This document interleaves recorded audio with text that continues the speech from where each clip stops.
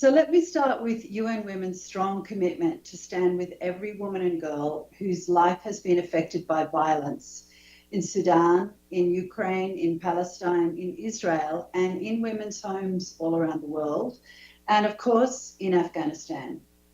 It's now 4 years since the Taliban takeover in Afghanistan. In the years since, dozens of decrees have continued to severely limit Afghan women and girls' rights, freedoms, and their dignity. These restrictions are not temporary, not one has been reversed. It is the most severe women's rights crisis in the world, and it's being normalised. Our latest data from our regular door-to-door surveys shows that despite systemic and continuous limitations on their lives, 40% of Afghan women actually still imagine a future where change and equality are possible. This hope is a lifeline and it's a political strategy. This is a personal act of resilience and resistance, even as 75% of more than 2,000 women we interviewed described their mental health as poor or very poor. As Afghan women hold fiercely to this hope, the introduction last year of the so-called morality law was a defining turning point in Afghanistan, crystallising the systematic erasure of women from public life. It codified long-held social norms existing for generations in some parts of the country into a rigid system of control, and it's already reshaping daily life. Our analysis shows family and community members and even some businesses are now policing women's behaviour themselves, driven by social pressure and fear of Taliban reprisals. This is how normalisation works. It's woven into the fabric of everyday life. Although Afghanistan's security incidents have remained low, the tragedy is that women's security has not. Women continue to feel, and often are, unsafe in public places and in their families, and are unable to reap the benefits of an increase in the overall security situation since the takeover. When it comes to education and employment, women and girls are still barred from high schools, universities, and most jobs, devastating a generation of young Afghan women. Earlier this year, UN Women found that nearly 80% of young Afghan women are not in education, employment, or training, compared to 20% of men. Exclusion harms women, and it also harms their families, communities, and the country as a whole. Women continue to be systematically excluded from political and public life. The continued social and economic exclusion of women is projected to cost Afghanistan an estimated $920 million between 2024 and 26. 4 years into the takeover, the de facto cabinet remains entirely composed of men, a pattern that is mirrored at the subnational level. Some women have engaged informally with local and national de facto authorities to raise concerns about their communities and organisations. But there's no institutional mechanisms for women to have a say in decisions affecting their lives. In 2021, the Taliban introduced a decree enshrining women's rights to inheritance and banning forced marriages. This is a narrow foothold to build on. However, sadly, many women and men we consulted were unaware of the decree, and most felt the decree had not changed society's long-held practices. The return of Afghan women and girls from Iran and Pakistan is further deepening the women's rights crisis in Afghanistan. Already this year, more than 1.7 million Afghans have returned, many forcibly. Women and girls represent 1/3 of returnees from Iran so far, and half from Pakistan. Many return to no home, no income, and no access to education or healthcare, arriving in communities already stretched to breaking point by the economic crisis and climate shocks, and where their choices and freedoms are restricted.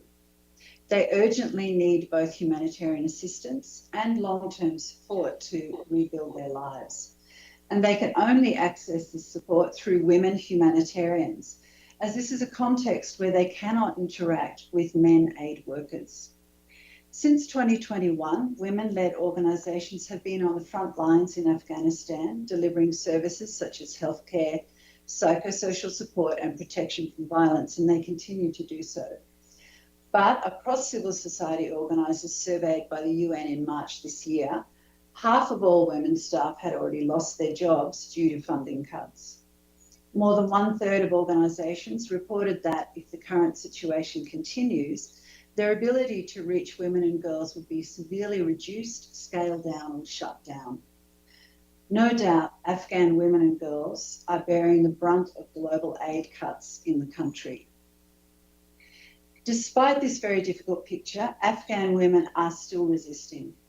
Afghan women continue to find ways to operate in this environment, negotiating carefully within the margins to be able to run their businesses, find ways to educate themselves, help others access support, and raise their voices in important international meetings. Many are able to do this because of donor funds to support them, funds which are reducing. But many still imagine a different future. If we ignore the tightening strictures on Afghan women and girls, we send a message that this is normal and that the rights of women and girls everywhere are disposable or irrelevant. We cannot accept the denial of their rights as the new normal. We must keep investing in their NGOs, their businesses, and their voice in international dialogues. We must stand up for all women and girls in Afghanistan. Thank you very much. Open for floor. Edie, please go ahead. Thank you very much, Ms. Ferguson. On behalf of the United Nations Correspondents Association, welcome and thank you for doing the briefing. My name is Edith Lederer from the Associated Press. During your time in Afghanistan, have you had the opportunity to meet with any Taliban officials and make the case you've just made to us to them? Or are they refusing to meet with anyone from UN Women? I have met with a Taliban official actually just yesterday, and we continue to meet with Taliban officials both at national and subnational level. We have to meet with Taliban officials because we need to discuss some of the barriers that may be put up that impact our work, and we really need to engage with them to change some of these barriers. And we do talk to the Taliban regularly about these things, and actually we also, the reports that we do are shared with the Taliban, and we hope that they also influence some of their own policy decisions. Said that nothing had changed in any of the decrees and edicts that the Taliban have made since they took power. Did you get any indication that there was any possibility of any change in your discussions? I think that that's a broad question for the UN as well. And I do not think that the restrictions will be reduced in the immediate term.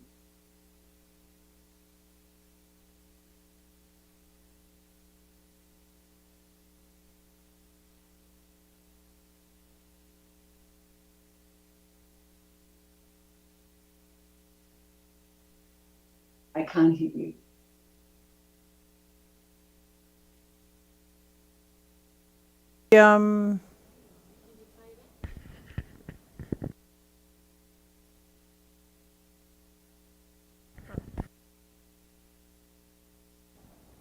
How's that? Okay, better here. It's Pamela Falk. Thank you, Ms. Ferguson. It's Pamela Falk, U.S. News and World Report. A follow-up on Edie's question. There was a planned protest around the world by Afghan women, but also in Kabul. How did that go, and are there repercussions on women who protest? And then just as a bit of a follow-up, how does the Taliban deal with UN agencies? Obviously, you're speaking with them. Do they allow information into women? They clearly did not allow any UNICEF schools or anything like that. What are they allowing and what aren't they? Thank you. Thank you. Well, one of the things that they are allowing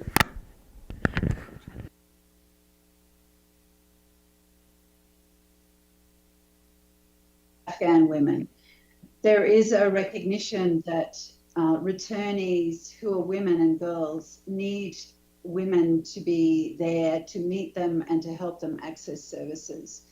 So this is one area that is an opening for women and girls in the country, and for us to continue to support the really important work that women humanitarians are doing, especially at this moment where there is an increase in returnees.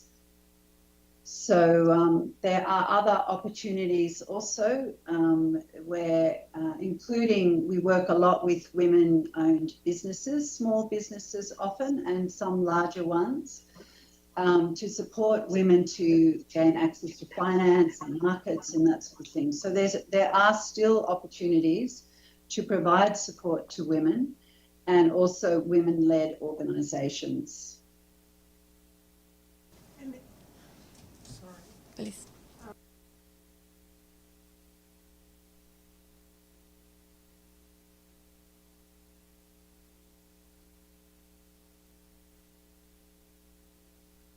Oh, yeah, there it goes. I can hear it. Any repercussions on Afghan women who protest that you know about? I'm not sure of the answer to that question. So I will find out and get back to you.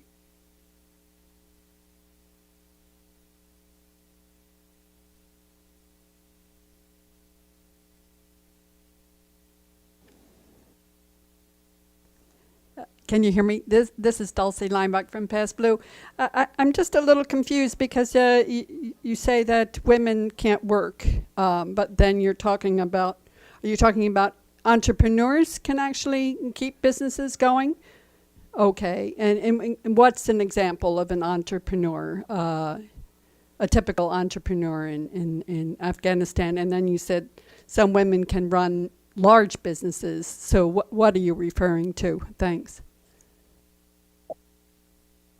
So in the world of work, many jobs are not accessible for women to do anymore. There are certain bans in different sectors, but there are other sectors where women can still work. For example, women can be teachers of girls who are, up to grade 6.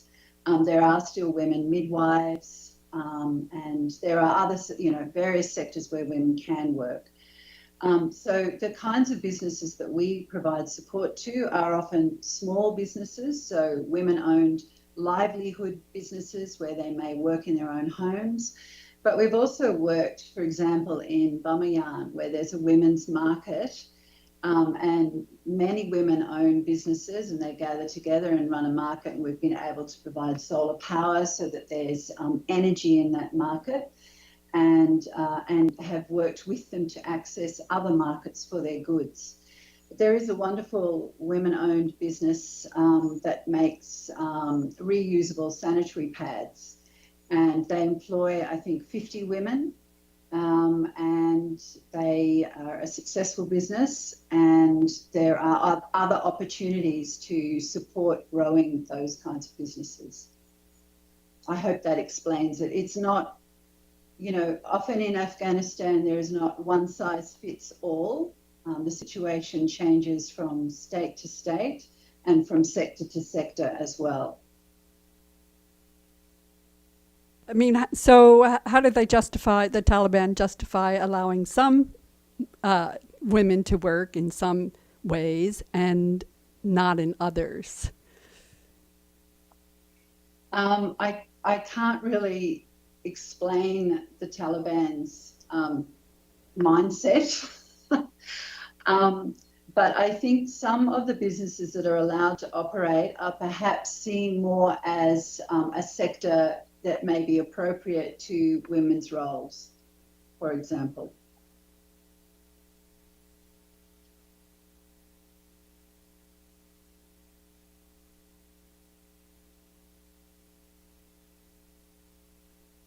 Please, Iftikhar, you can go ahead.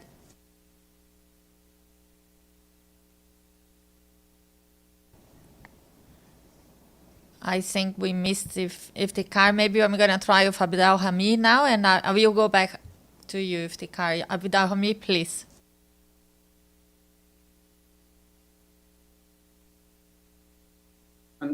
Can you please explain to me how do you communicate with Afghani women? Do you visit them? Do they come to you? How you collect your information about Afghan women? Which language you use when you encounter Afghan women? How do they communicate their complaints to you as well? Thank you very much. Thank you. Thanks for the question. So we have a large staff cohort of women Afghans, and of course they have language skills, and we also have men Afghans, and they also obviously have language skills. So there are, that's one really important way, and that's in Afghanistan. We really rely on our Afghan colleagues to be able to be a bridge language-wise. But there are also a number of Afghan women who speak English, which is my language, and I am able to speak to a number of Afghan women myself. But certainly our Afghan staff are exceptionally important. And the surveys that we do across the country, we have a range of enumerators who speak all the different languages in Afghanistan and are trained to collect the information and communicate. So we also work, in fact, a big part of our work is supporting women-led organisations, and we provide funds to more than 200 women CSOs across the country. And they also, work in their own communities, in their own languages and their own culture, navigating the different ways to provide services and talk to other women. Thank you. Please go ahead. This is Iftikhar Ali from Associated Press of Pakistan. The recent UNAMA report describes the sad situation of the women and girls in Afghanistan and calls for urgent action before this situation gets normalized. What kind of action are you looking for? So in UN Women, our key way of working is to support Afghan women have a voice at a range of different decision-making tables, and that is still possible in different ways. So what we require is funding for those women-led organisations, because they're an important way of holding the space for women across the country to demonstrate leadership and to provide services that are much needed to the populations that they work in. So we urgently need more funds to provide that kind of support to women. And it's a number of these women are also providing this humanitarian support for returnees. And again, we need funds to be able to provide that to them so that these women can enter the country safely and settle safely. Do we have any further questions here on the floor? If not, I just would like to thank our guests again today.